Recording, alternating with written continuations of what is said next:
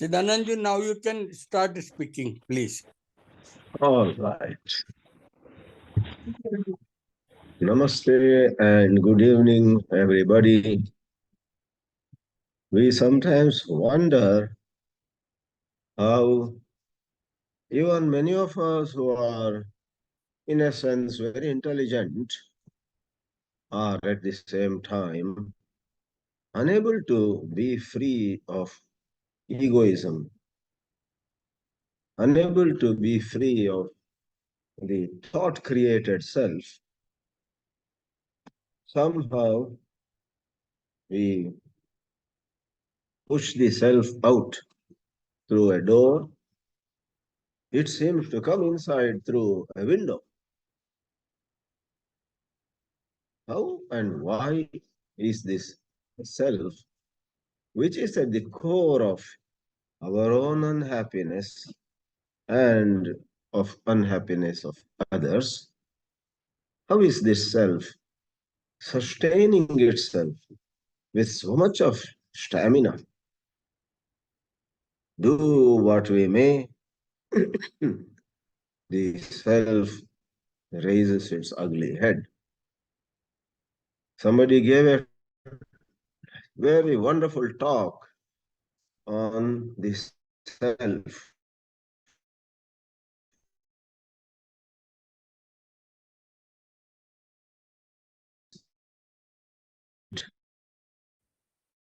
So much about self. You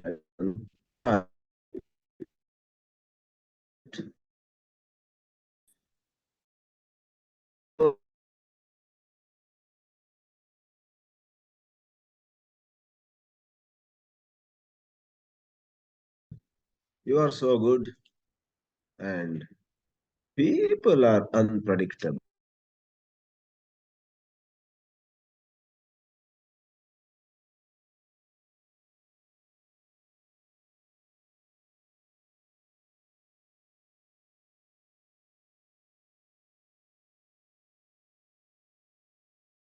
I'm also muted. I unmuted myself. So the self, which is in popular language referred to as ego, somehow rises. In today's discussion, we will have one precious insight into why the self is so tenacious, doesn't easily go. And that is a lack of intelligence on our part. Our mind, lacking in the purest intelligence at a given point of time, embraces a certain idea of who we are. We even say, today I know myself. I know how good I am, what are my strengths are, what my weaknesses are. So, in the teachings, there is a warning against such self-knowledge. In the topic given for this session, we have mentioned two words, self-knowing and self-judgment. And a second line says, they are not the same. That is thought-provoking. Self-knowledge is something settled, something frozen. I now know who I am. Whereas self-knowing, as Krishnaji puts it in a very beautiful way, is always active present. What is meant by present? It is to mean we don't draw from the past. In the present moment, we see a certain psychological behavior on our part. At that moment itself, we know whether I resented or I received something with equanimity. Many emotions, many conclusions rise in the human mind, and we tend to freeze them. This is what is called the problem of judgmentalism. We judge others, we judge ourselves, and at times we say, I have self knowledge. Does self knowledge then mean something accumulated and locked? This is what I am. On February 14, I clearly understood myself. I say to my friends, so February 14, long back has gone into the dead past. Today is February 22. So even if on February 22 at 6 past or 6:11 p.m., I get an idea how good I am or how bad I am, how wretched I am or how noble I am, both unpleasant and pleasant. Come 6:12 p.m., this has gone to the past. Therefore, friends, what we are discussing this evening is a very subtle affair. And like many things that Krishnaji's teachings reveal, on one hand, it is very subtle. It may go above the head for many people.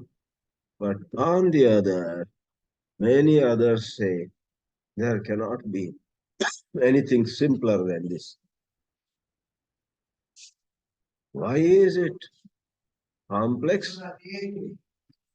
Because we link self knowing with freedom, with illumination.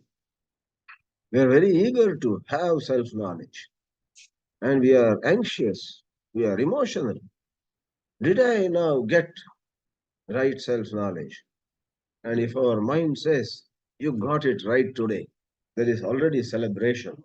If your mind says you did not understand who you are, then there is a mourning, there is some weeping. Oh, when will I know the self?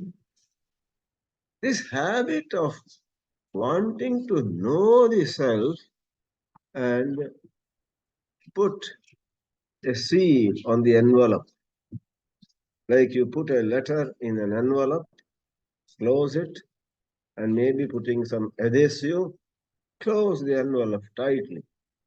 Then if you are posting it to somebody, you put stamps and then go to the post office, send it. So can it be like that?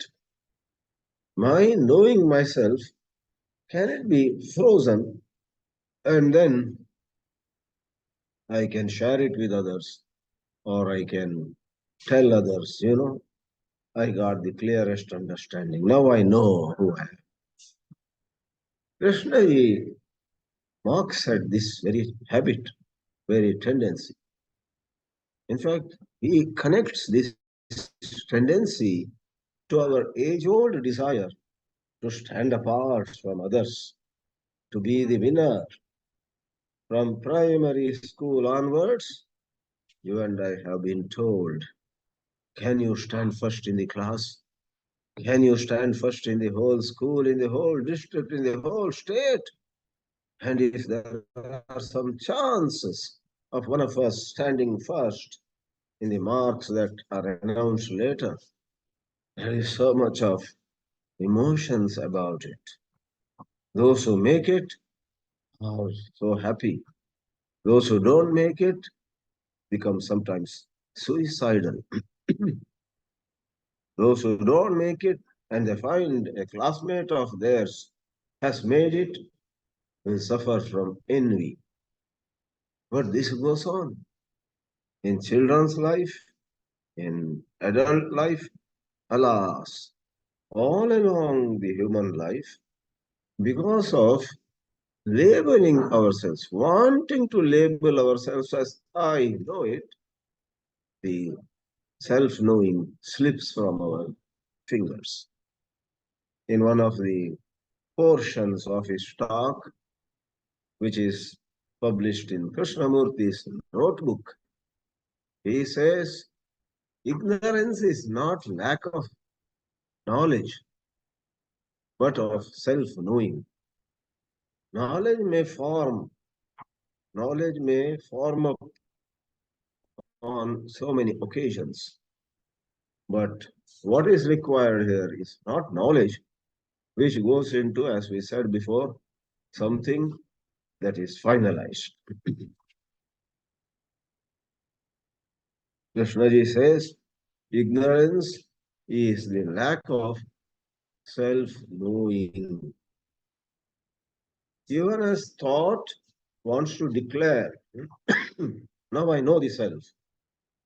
If there is a certain true alertness, we smile at the mischief of thought. We are not interested in announcing to the world.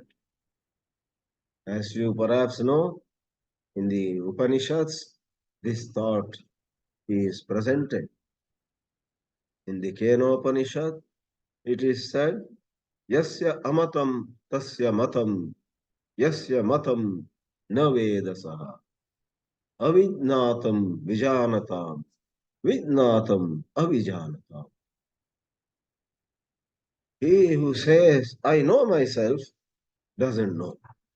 And he who doesn't say, I know myself, perhaps knows. It is known to those who don't claim to know it, and it is not known to those who. So it is known to those who do not claim, and it is known to those who do not claim. Those who claim do not know. So what is all this? You claim you know, and that moment itself you don't know. Seems to be very abstract high philosophy. But as I said before, it's not so abstract or not so catchy, not so hard as you imagine. Actually, if you go to the bottom of the issue, self knowing, which Krishnamurti calls a active present, self knowing never becomes the past. Active knowing. And with great intelligence, with great care, we do not settle to any idea of I know or I don't know. Sometimes there is anger, sometimes there is jealousy, sometimes there is fear. Is it possible to notice fear without even a trace of judgment? Oh, I should not be having fear. I am such a seasoned inquirer. I have been into these teachings for 32 years. I should not be having fear. If that reaction comes up, you are stuck. Let fear arise. Let desire arise. Not that you invite them. They come on their own. And gently you will notice here is fear.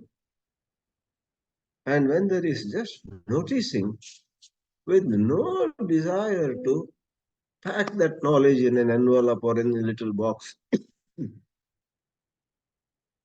For an analogy, it is rightly said.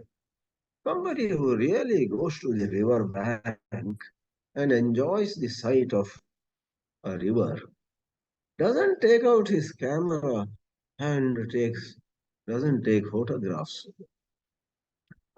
Today, with photography having become so common, so easy with our own handheld mobile, things have gone to quite a lot of vulgarity. Everybody is taking so many photographs, and God knows whether they will do anything with those photographs. They share with X or Y, and then with hundreds of photographs for just one visit. Then another 100 is coming. Add to it photographs that others share with you that they took from their mobiles. All of them can be overwhelming. For what? A simple question is asked. When you went to this river, presently as I am talking, I am very near Gangaji, River Ganga, and during the day we had gone to Rajghat Education Center. There also we saluted Gangaji. Now back in a certain place at Madhopur, 20 kilometers south of Rajghat Krishnamurti Center, we are very close to Ganga River. Now, if I go there and then I want to freeze it, I want to pack it as an analogy. We don't literally say don't take photographs, but keep an eye on your mind. Likewise, keep an eye on your eagerness to announce, I have reached. The Upanishad says, those who say I have reached have not reached. And those who do not claim that they have reached have probably reached. A very puzzling statement, and nobody should go by just the surface value of those statements. So, Krishnaji tells us in self knowing, it is never an additive process. Adding. There is no adding at all. You say something, then it moves away. The intelligence in you operates, you get a certain insight. You don't want to put it in a gross language. Take a notebook and write down. You don't want to record something audio about it. Today at 4:35 p.m., I had a terrific insight. Now, that is childish. That kind of having something stored. Then who knows? After another 10 minutes, one more insight comes. Again, you want to make a quick audio statement, record it, and you are looking forward to sharing with others. You know what happens? This idea of others appreciating me, others envying me, others feeling sad about they are not reaching the level where I reached. Knowingly or unknowingly, we are aiming at that kind of situation. I must shine and others must envy me. I must be on top, others should be at the bottom looking up at me. There are acute, tiny traces of that accumulation. Krishnaji calls it the additive process. He calls it the process of gathering. If you gather ideas of I, however wonderful those ideas may be, alas, the great grand dissolution of the self has not taken place. Very thought provokingly, Krishnaji says, when there is adding, we want to note that, look, I had such an insight at this moment. Let me not forget it. Let me store it in my memory and tell others maybe. Then what happens is a center is formed. These go so well with the teachings of Nisargadatta or Ramana Maharshi, who say that the I is formed again and again in newer ways. Krishnaji's expression is, moment you save, you store, then a center is formed. And once the center is formed, center of knowledge, center of experience, maybe positive center or negative center, by which we mean the center may delight you or the center may cause pain to you. Either way, in letting a center form in our psychology, we do not have true understanding. There is no understanding for as long as there is intention of gathering, and there is, when you want to gather, there is also intention of resisting. Because you go with prior knowledge. This is how I should look, and that is how I should not look. So if there is a certain idea that rises, I am this, which is pleasant, I want to store it. If there is an idea about my worth, my value, which is unpleasant, I want to resist it. Why did this thought come? I am very eager to purify my mind. I want to be in an undivided consciousness. I want to be pure awareness. We have read so many things. But the moment there is a thought which says, I want to be an all pervasive awareness, Krishnaji would ask us, who is it that wants? Very much like Ramana Maharshi would ask if somebody came to him and said, Swami, will I get enlightened at all in this life? Look into my eyes and tell me you seem to have miraculous supernatural powers. Maharshi would say, first find out who wants to be enlightened, who wants to be liberated. Because the very idea, I want to be liberated, creates a center. And it is rightly said, that once there is a center formed, there is no self-knowing. Without self-knowing, there is no intelligence. So what we gather here is very hard indeed for us. It seems to be playing with words, but no. There is actually a deep but yet simple truth being conveyed. It is said that evaluation from a center of experience undoes the whole exercise. Evaluation from a center of experience, because that center of experience was formed thanks to a previous experience, the past that created a sense of who I am. Like in ordinary language, it is something, you and I meditate and the mind becomes very calm one fine morning. It doesn't happen very often. But if it does on one morning, so to say, then we say, how do I come to this calmness which I experienced this morning is what I want always. So who is saying that? I want this calmness. I want this love. I want this compassion. I want to be free of the ego. Moment there is some entity which is saying, I want to be like this, I want to be like that, that itself is the thing, entity that defeats. Therefore, this is like a tightrope walk. In the tightrope walk, as the girl walking on a tightrope, holding a stick in her hands, constantly balances on both sides.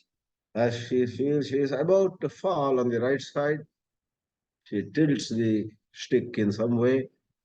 She is not falling, but after another few seconds, she may fall on the left side. Again, she tilts the stick in some such way that she remains on the tightrope, as all the audience, all the spectators are amazed. Wow, this girl is so skilled. We can't do that. So that is an analogy. Can you and I remain aware of the flow of thought with no judgment? Self judgment is as though, you don't have to literally write, but it is as though you write down, I have no desire, I can see that. I have no love for art, I can see that. Some blah blah. Whereas it may be so at a certain moment. Can you restrain yourself through intelligence, not by resolution, not by sankalpa? Therefore, Sri Krishnamurti makes a statement in his Krishnamurti's notebook, 11 September 1961 page. In the pursuit of self knowing, there is intelligence. In self knowing, one is only interested in knowing what is happening. Knowing is a present tense. Knowing is, in English grammar, present continuous. The dog is running. That means right now the dog is running. My son is coming. Right now he is coming. At this moment, at the present moment. In contrast, the dog has come. My son has come. Are things that are over. Is it possible that we notice the flow of thought, and no matter what arises in the thought flow, good or bad, we gently notice what is happening with no intention to make some profit out of it. Make some profit out of it. You take a picture of Gangaji and you have a thought. I'm going to enlarge this and sell it in my town, so in South India, and this will easily sell for 3,000 rupees minimum. Then you actually are making that photograph a source of getting something. In Vyavahar, in day-to-day transactions, there are many such things. We are not dismissing ordinary transactions. But as you and I rise in spiritual maturity, as we have a greater understanding with regard to what blocks our blossoming, what causes sorrow to us, anguish to us, why is it that we have memories of 10 years ago, 20 years ago, 30 years ago, and 40 years ago, and so on, still sitting in us, and at unexpected times they hurt us, they bother us. You see something, the memory takes you to that occasion 3 years ago where you had the same thing. You visit a place, you remember how 20 years ago you actually lived at that place. So, on a surface level, that is natural. But watch yourself. If you carefully watch, if you if you indulge in that memory, and what is more, a certain anguish arises in you. My God, 20 years ago, I was at this place. I had great opportunities to shine, but I was distracted. I didn't do much. Alas, if I come here again with similar setting, I will behave more wisely. So all this keeps the fragment of memory alive. So friends, let me not go on and on. This evening's topic, self-knowing liberates intelligence. Self-knowledge does not. Self-judgment does not. A bundle of ideas of who we are, how far we have progressed, how much we have to go further, etc. do not liberate intelligence. Only self-knowing releases intelligence, and it is a two-way process. When true intelligence is released from within us, there is more of self-knowing. More of self-knowing then liberates or releases, let me say, more intelligence. To live in this intelligence is what is most important. And it is not to be confused with something that is to be collected on the axis of time. Therefore, Krishnaji elsewhere says, love does not belong to time. Compassion has nothing to do with time. Because moment time comes in, past comes in, I am compassionate to somebody because I remember he once helped me a lot. So, like a business deal, today I will help him. Whereas there is this other guy, I don't want to help him because on a certain occasion he never came forward. Let him suffer. Then the past is interfering with a certain superior flow of energy.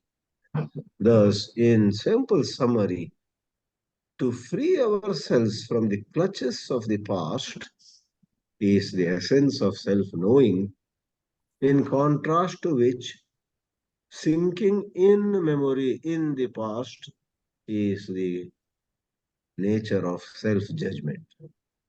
Can we free ourselves from self judgment? Can we be in self knowing?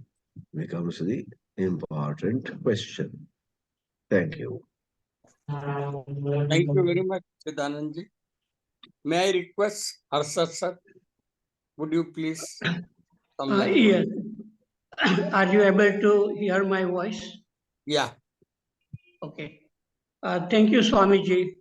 Very interesting. And you have given certain metaphor. I would also give a metaphor like a river which is in front of us here. I'm in Varanasi, and the river is continuously flowing, and at any point in space, the water is new. The old water goes ahead and the new water comes. So there is a continuous flow. And similarly, our mind also continuously changing.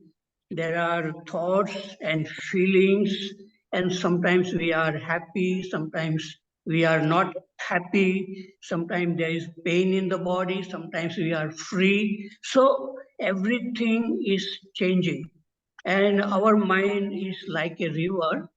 And so, if a person can flow with what is, whatever thought and feelings are, then that is, I would consider to be in the state of self knowing. It means flowing with what is and not judging, not saying it is good or bad, but just watching.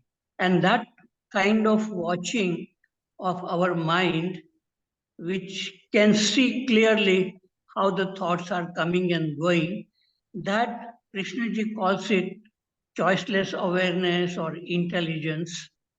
So, only when that intelligence is awakened, one can see clearly how the thoughts are continuously changing and there is no judgment. And that is like a continuous learning about oneself. And it is like when a person moves with what is, with thinking itself, then there is no psychological time. And it is like Einstein's imagination. Einstein, when he was young, he imagined how the world would look like if a person can move with the speed of light. And so that question is very important. And later on, he developed the theory of relativity. And it happens that way if a person is able to move with the speed of light, the chronological time stops.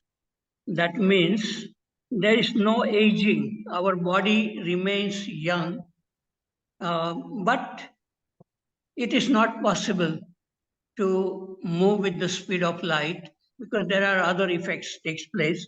Similarly, we too are not able to move with the flow of thinking and feeling. When we are able to do that, when we are able to move with thoughts and feelings without any judgment, then there is a freshness and everything looks very clear. And that is really, there is no sense of self in that, because self is, there are two kinds of self, it seems. One is this self ego, which is created by thought, and it is something which is very heavy, very static, like judgment. So judgment, as Swamiji said, when we judge ourselves, it is like a picture we have taken of the mind at a particular instant. Say, if I am very happy and somebody takes a picture of me being very happy, then that photograph doesn't change. It remains, time is frozen for the photograph. But if I am happy now, but then the next moment I may be unhappy. And so our mind is continuously changing, and to be in the state of observing our mind while it is moving without judging, that is a real intelligence or awareness, and that is a fresh living. And in that, there is no sense of this ego, it doesn't exist. So there is no tiredness, nothing, one can remain very fresh. But it is very rare that a human being can really flow with the thoughts and feelings. So, and another metaphor I would like to give is like a soap bubble. When we make a soap bubble, as the bubble expands, the colors on the soap bubble is continuously changing. And it is wonderful to watch these colors on the soap bubble. And children really enjoy. And I also enjoy, because, and the whole world is reflected on that bubble, soap bubble. And then the bubble bursts and it merges with the space, and there is no more bubble. So our mind also probably sometimes there is no mind, uh, or it one feels that there is no self, and it is just pure looking and pure listening without any judgment, without trying to understand. And that is the way probably I feel that Krishna ji was listening, looking without thinking, without judging. Whereas I find other people who came to Krishna ji, they were highly intellectuals, but they were thinking a lot. They were asking many, many questions. But I think they were asking from the intellect and what they gathered, what they learned from Krishnamurti, and from that they asked question. But not to ask question, but to look at the question. If a question arises, and if that question is very, very significant, like who am I, there is no answer. Only one can just wonder, a sense of wonder, that looking, and that is moving with what is. So this is a very subtle topic, and only when a person has been able to be very silent and able to look at a river, a real river, without thinking, or a tree, then we'll understand that there is a different state. Like Descartes said, I think, therefore I am. But he did not ask, when I don't think, what is there? If he had really asked that question, if I don't think, what is there? So he might have come across this, what Raman Maharshi would call true self, or Krishnamurti would call a pure awareness, just looking and not trying to find out. And so that is the real beauty of the spiritual teachings, is to come to moving with thoughts and feelings, moving with the river of thoughts and feelings, and not coming to any judgment. Because taking a judgment is like taking a picture, and that picture becomes very static. The judgment becomes very static, but the life is moving. Everything is moving within our body, blood, and our cells. Everything is moving. So that moving with what is thoughts and feelings, that is intelligence, and in that there is no self, no ego, there is intelligence. Okay, I have said enough thing. Thank you.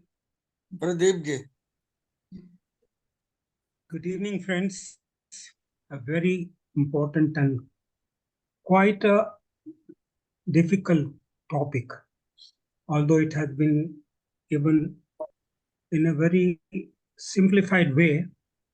But I can understand, Swamiji talked about adding and storage. And that's why how that past becomes a burden ultimately, and mostly memories associated with that collection of memories and all that. But sharing part,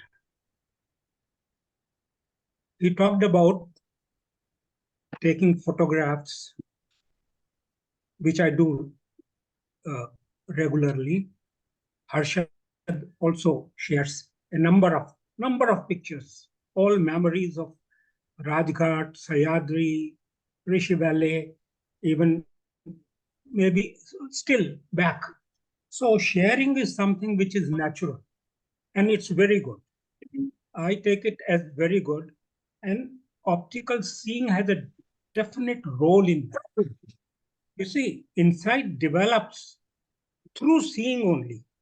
We have been always talking about that seeing things as they are, all right?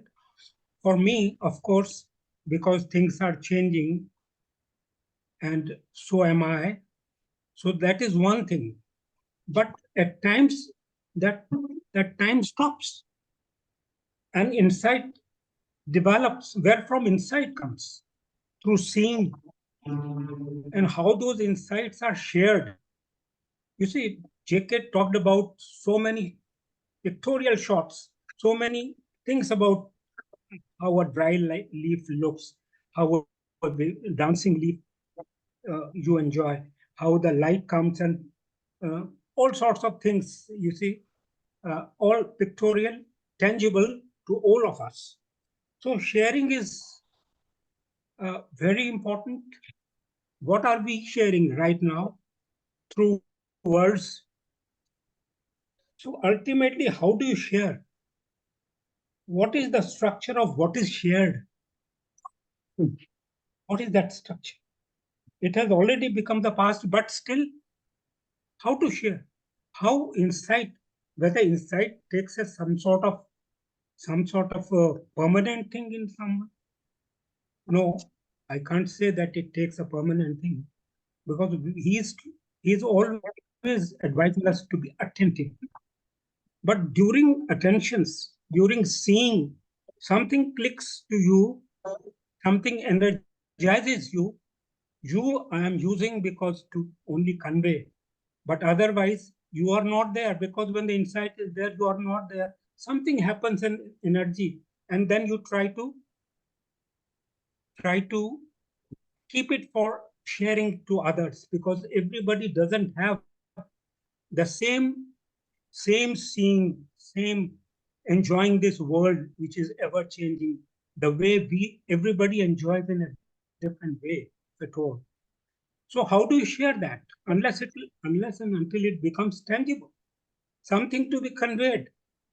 Time and space, patterns, all those things are, I don't underrate those things. Sharing is definitely way. In Sufism, it is taking from left and then giving to the right from Neki kar kuएं में डाल, it is okay.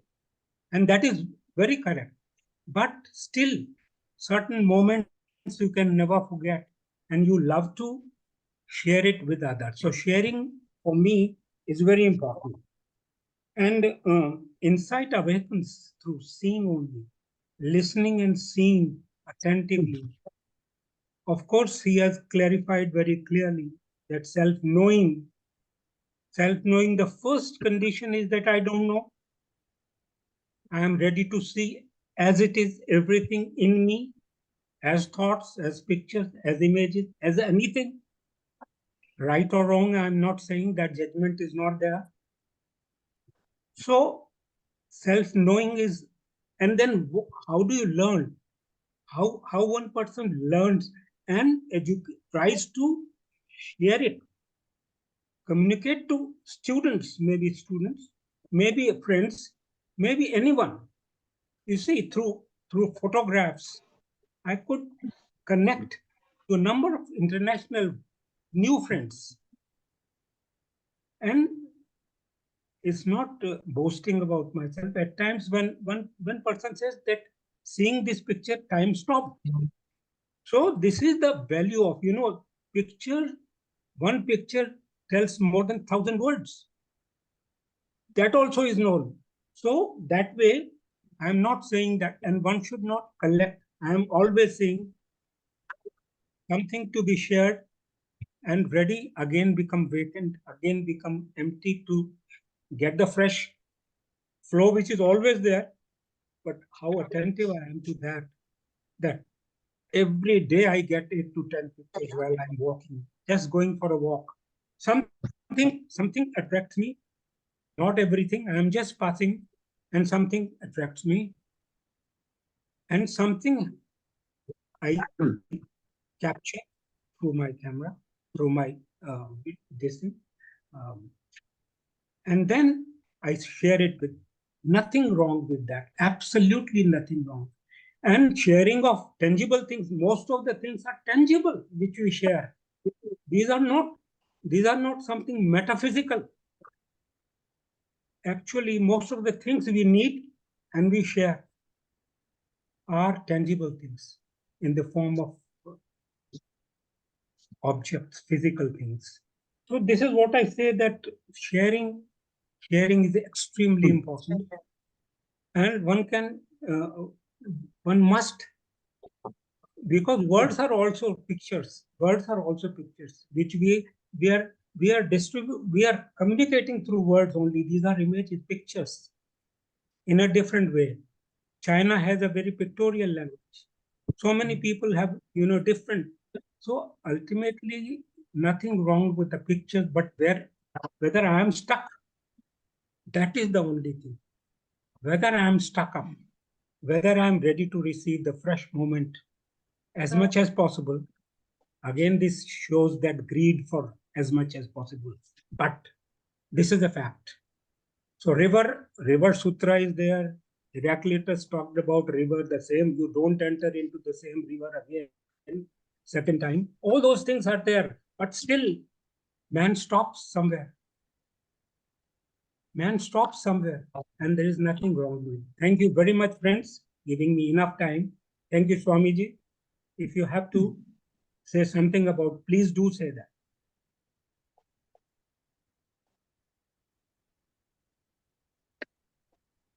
Chidanandji, please.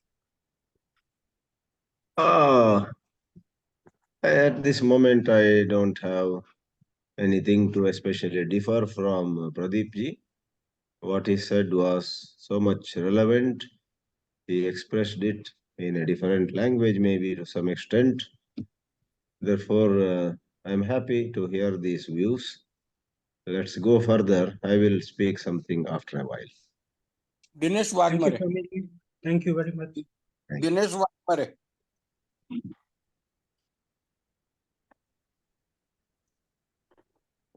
Are you able to hear me, sir? Yeah. We are able to hear. Okay.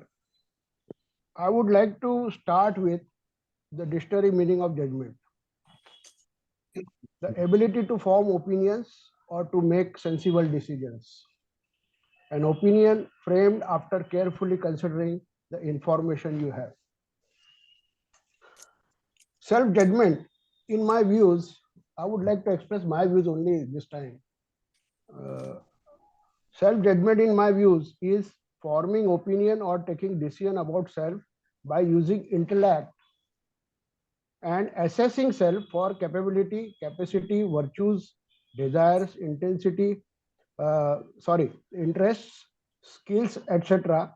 for becoming. For becoming.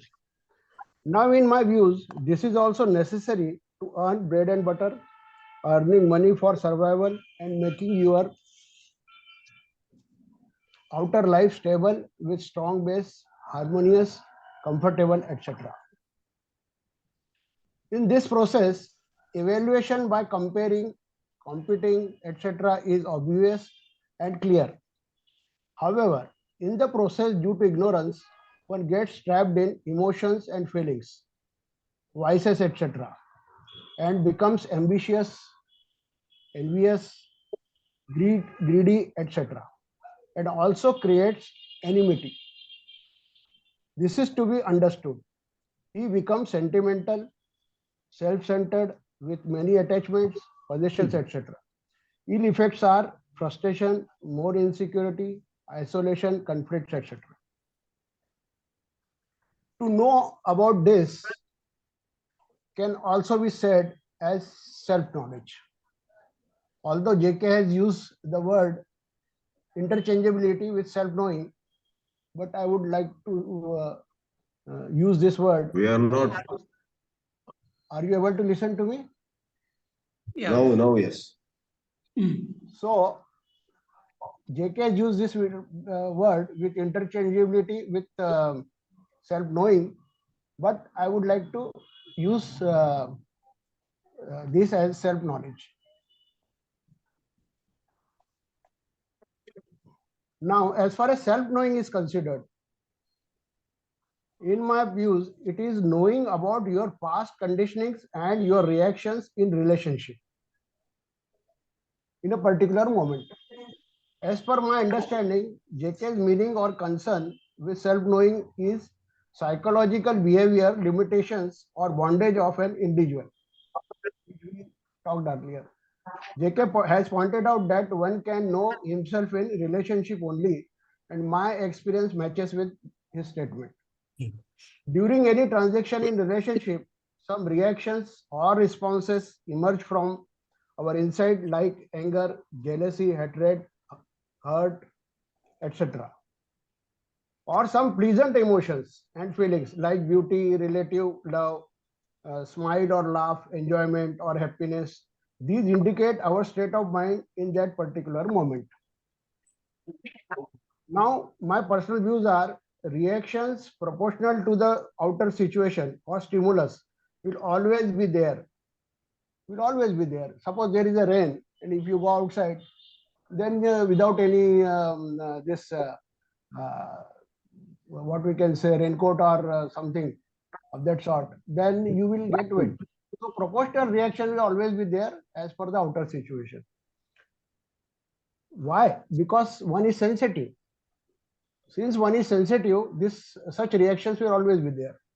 But it should not convert into imprint or further conditioning. This can happen only if, number one is choicelessly aware about the happening. Second, he has already understood the structure of that particular emotion and gets free as soon as outer stimulus is weakened or gone. To understand the structure of any particular problematic such emotion or feeling, as suggested by JK, one has to remain with it without escape. He has to understand the emotions or feeling per se, means energy involved in it. Another point here is time. The conditioning is made of psychological time, to which JK questions.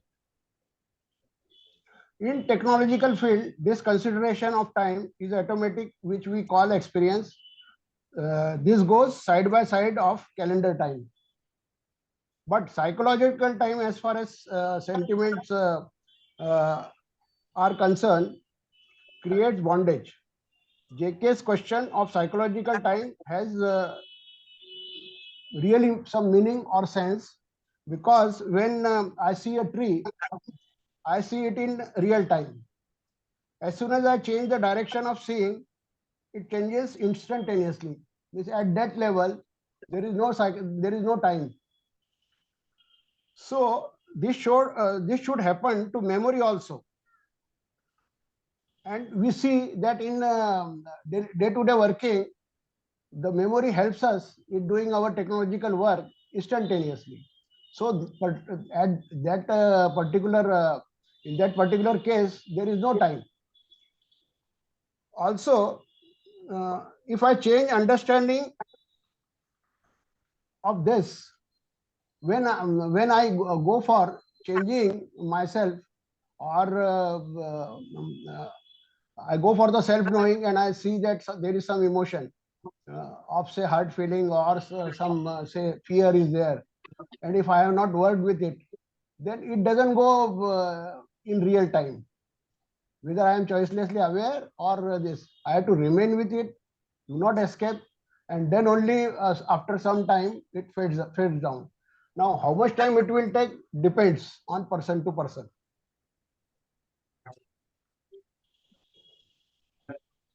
So, in case of memory, also, if I change my understanding, it should change instantaneously. But this normally doesn't happen. For JK, perception is action. He sees the truth, and truth immediately works on him, and he got free immediately with any of such issues or any of the such problems, or his mind remains free, always free. But this doesn't happen with everybody. If we try, in my case, when I see, in some cases I get free immediately, but in some other cases I also took some time to be free from that particular emotion or particular that response of mine. So it seems that this varies from person to person, and one has to really work on this.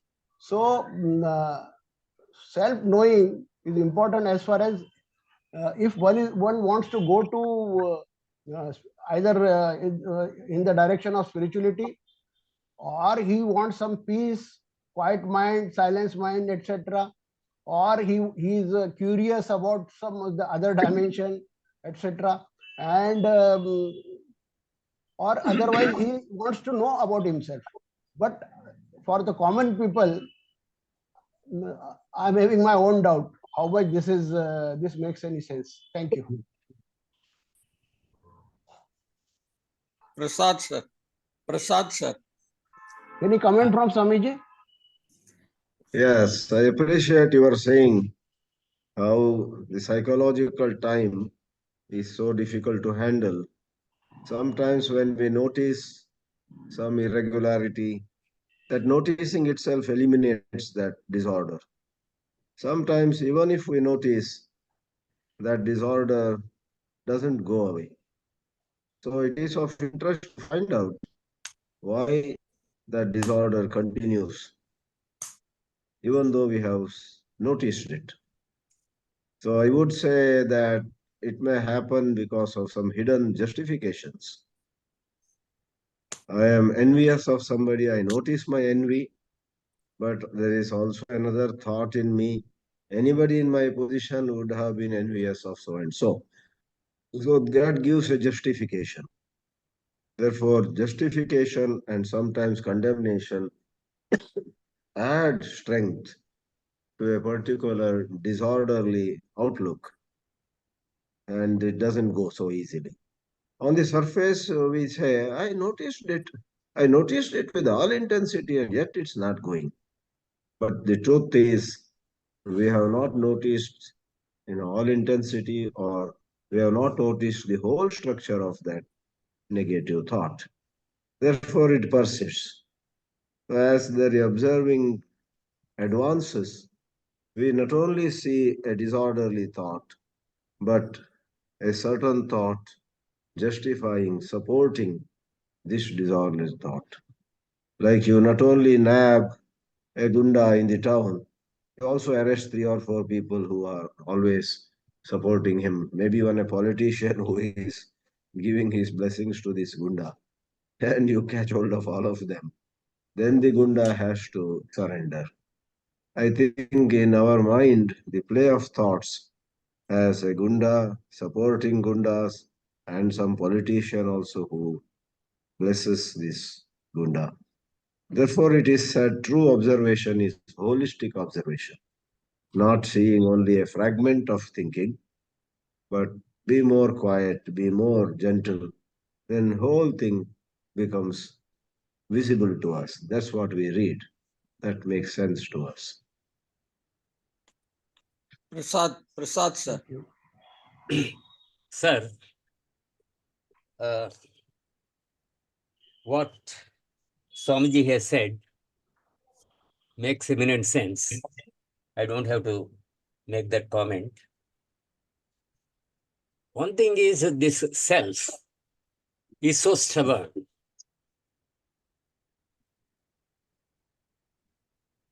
It is difficult to get it dissolved.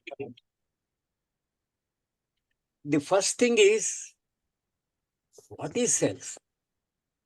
That is the basic question. And for me, not all those definitions, but what Krishnaji has said, that the self hides in very obscure corners, in every nook and corner. You know, it is very difficult to locate it. What is self? For me, self is in the way we walk, possibly, even that. The way we eat, possibly that. The way we break a cues, possibly that. The way we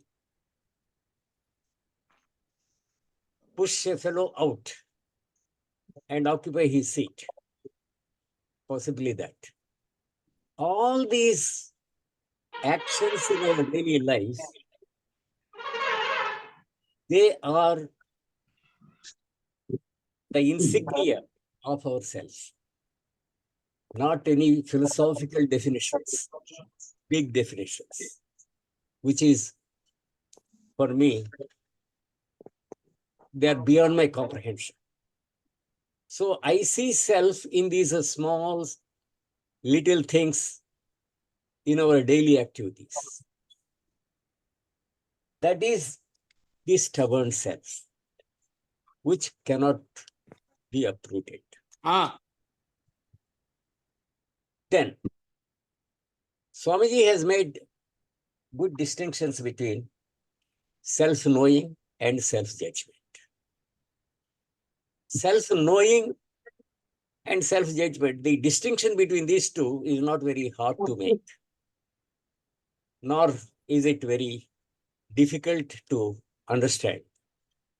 For example, self-judgment is ruled out in Krishnaji's teaching, because self-judgment is you are judging yourself, and your judgment is from your past. You are thinking, I am a good guy, bad guy, I am an immoral guy. All these judgments are from your past, and they have no validity at all, or at least they have no validity in the present. This self-judgment takes you back in years or in time. So let us leave it out. So the important thing is self-knowing. Self-knowing is perceiving yourself each moment. When you, what I said earlier, all those small things, the way you eat, the way you dress, all these things, how you perceive in the moment, that is self-knowing, which is a continuous process. is endless process. I think you know yourself even in your dreams. Every moment you can know yourself. So, self-knowing is a continuous process. I think as somebody has said, it is this English grammar, continuous process. And then self-judgment is an accumulated process. It is to be ruled out totally. Then this self-knowledge, I don't know where to place it.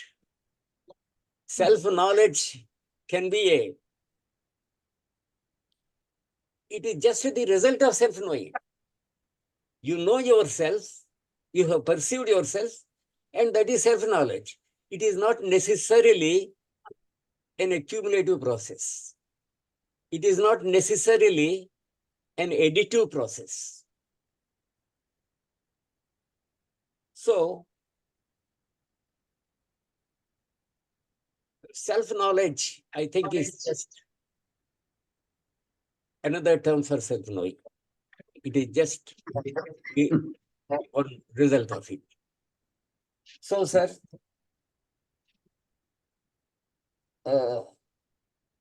Harshad ji has referred to two selves.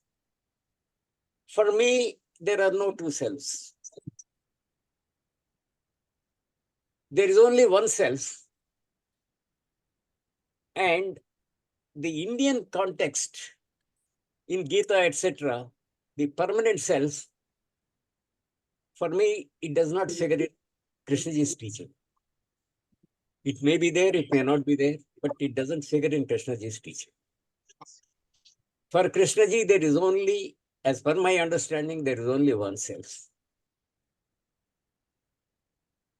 And that self is actually self-centered activity. It is the result, results in our self-centered activity.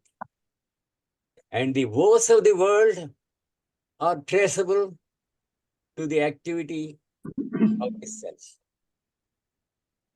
In all our fields, even in our scientific research, if you are motivated by just research, you are great. But when you want to find status, power, money through your research, all these things are the result of your self-centered activity. And that activity, you can perceive yourself from moment to moment.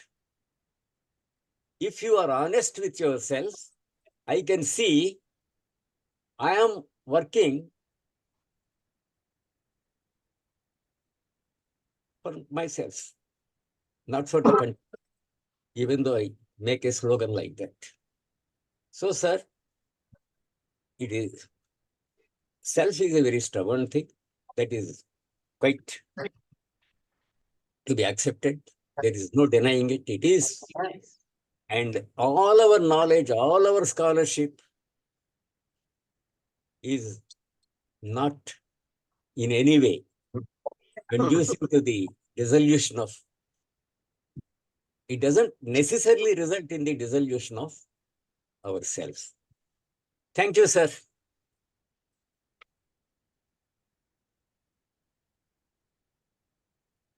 Please unmute Sushil Saab, yourself.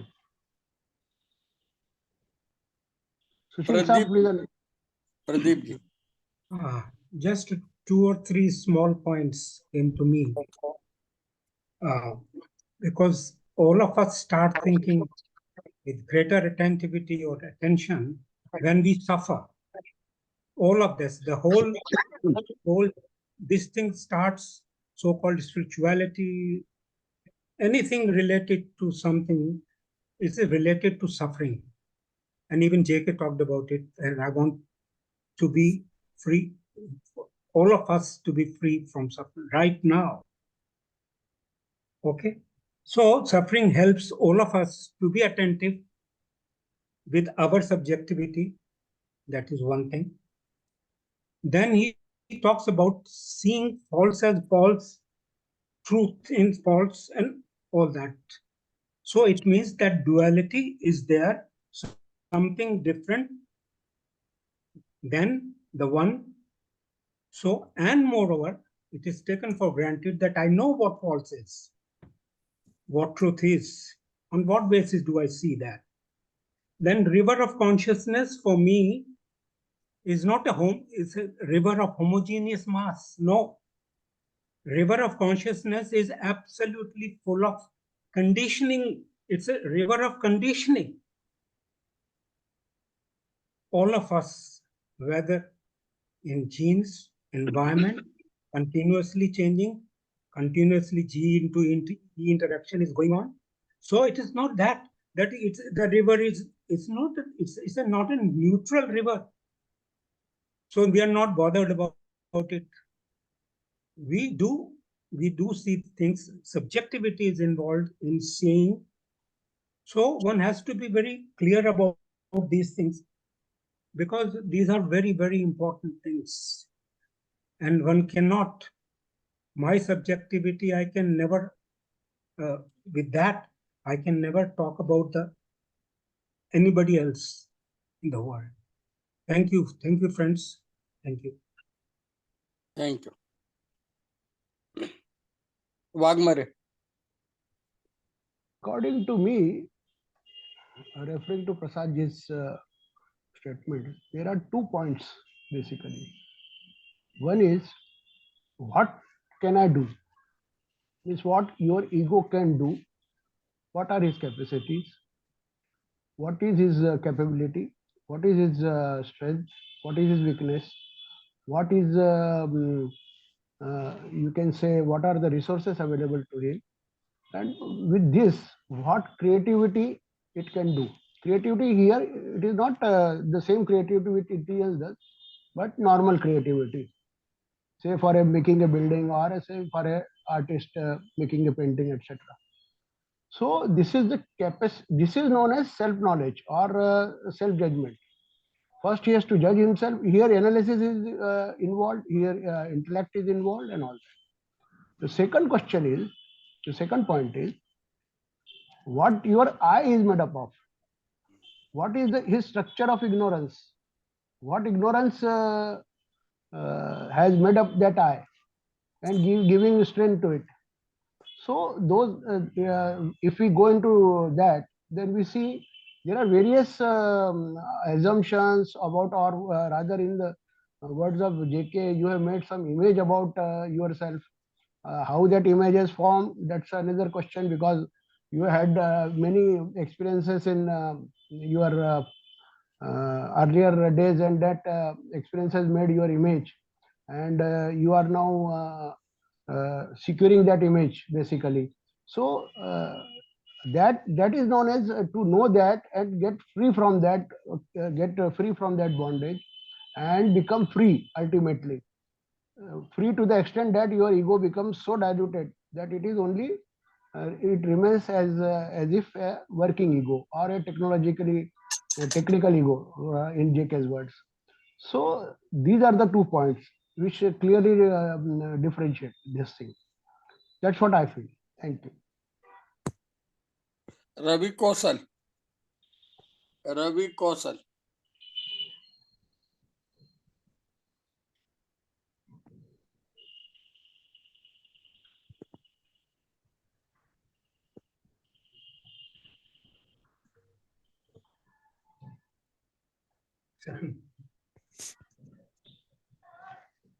Ravi Kaushal sir is not available.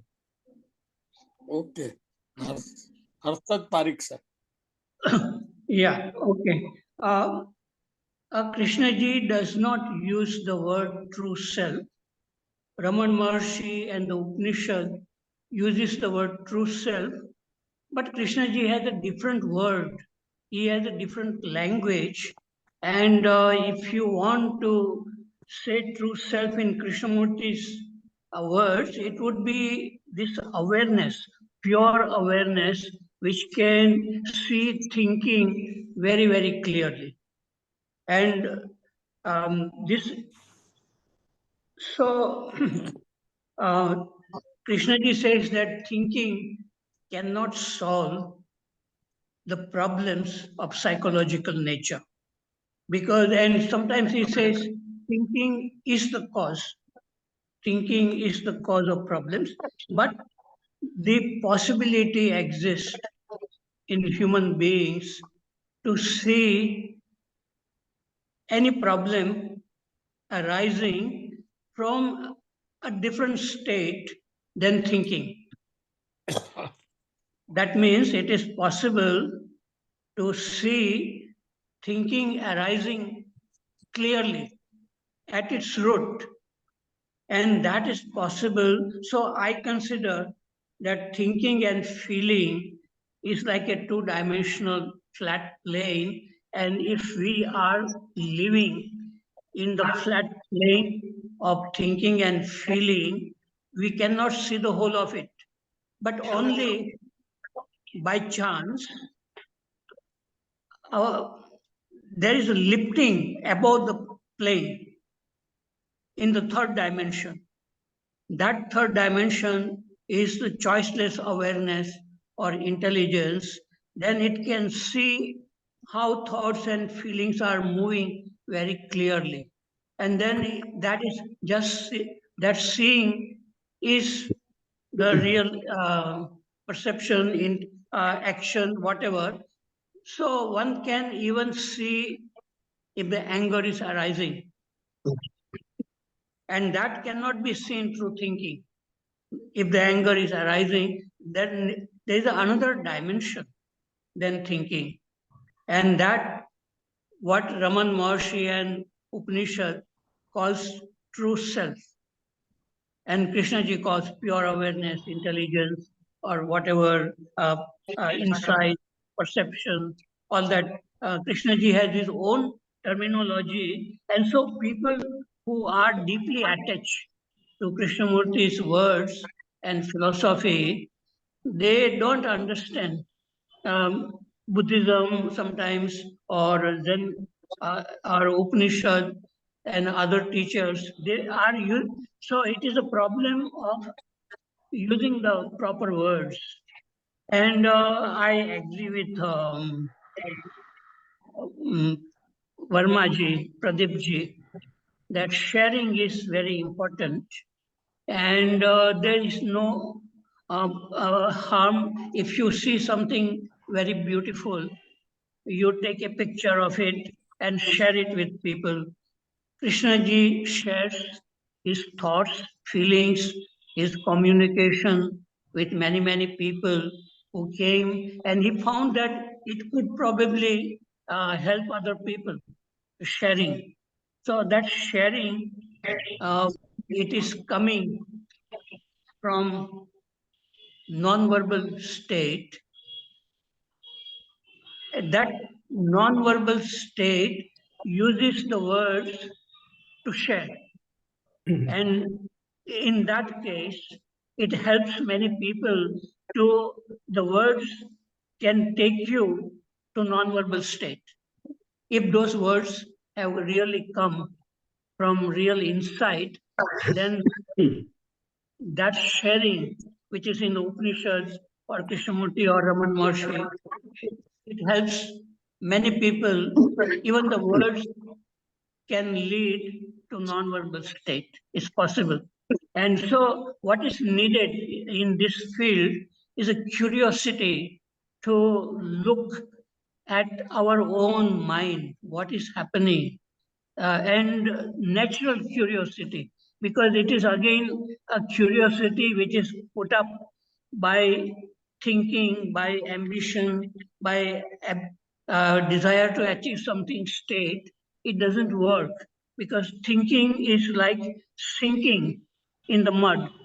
If we are sinking in the mud and we try to come out, we sink deeper. So this Krishnaji's teachings can become very clear, very simple, very quick if a person is able to see without thinking.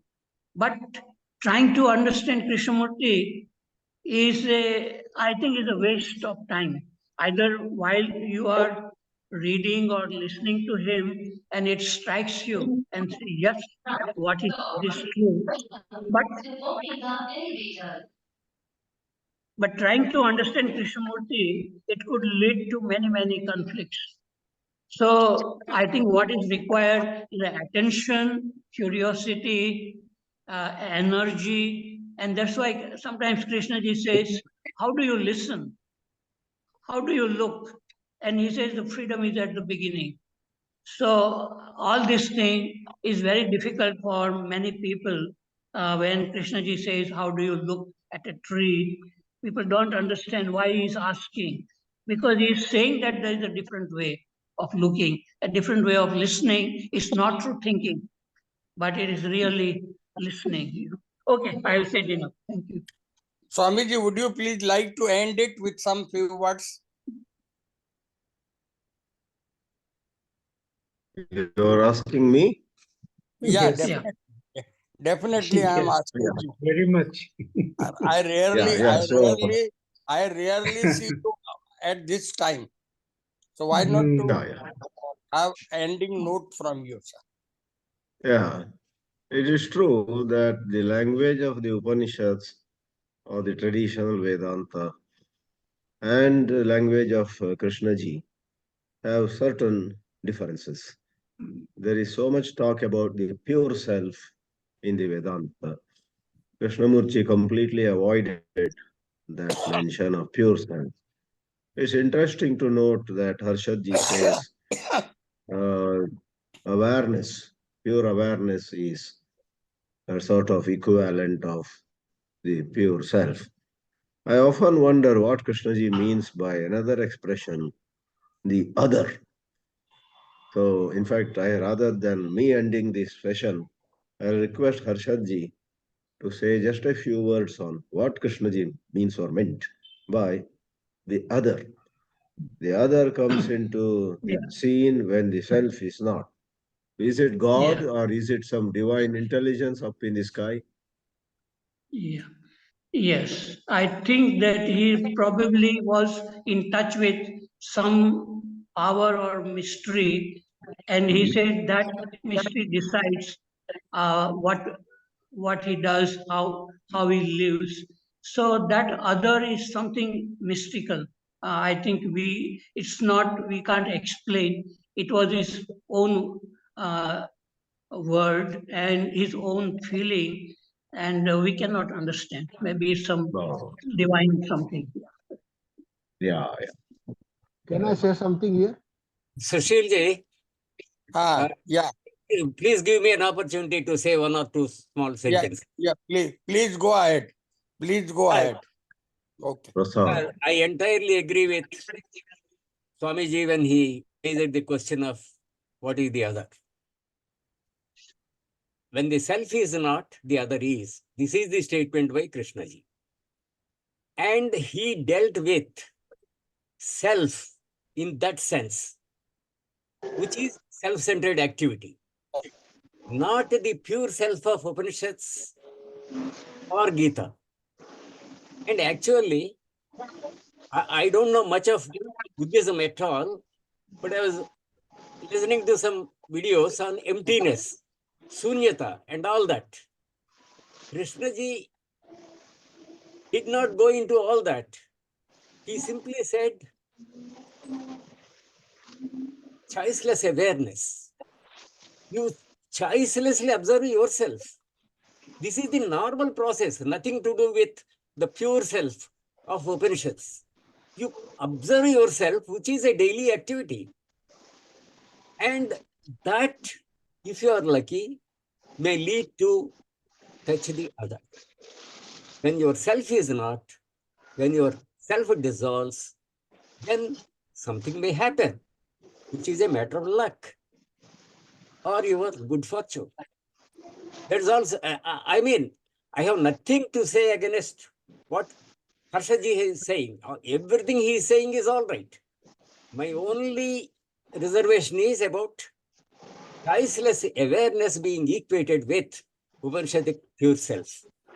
Choiceless awareness for me is a normal daily activity which all of us can do. There is nothing great about it. Whereas the pure self is something so totally different, which possibly can be equated to the other, as Swamiji was saying. Thank you, sir. Other is So, required to end this. Other is required to end please allow this. me to say 2-3 Please, sentences, sir. other has come in existence and it has stopped it. Next Please time. allow me to say No, sir. something, sir. No, Two, sir. three No, sentences. no, sir. Other is very much here. Sir, I raised my hand earlier. You might be. I am a coordinator and I can do whatever I like. You are Other is CJI. other is doing it. You are CJI, Chief Justice Yeah, of India. You have become now Whatever, administrator. whatever you You like are to not say. coordinator, you are administrator now. Oh, okay. You can feel like that also. All that. But now please end it. Modak, please end it.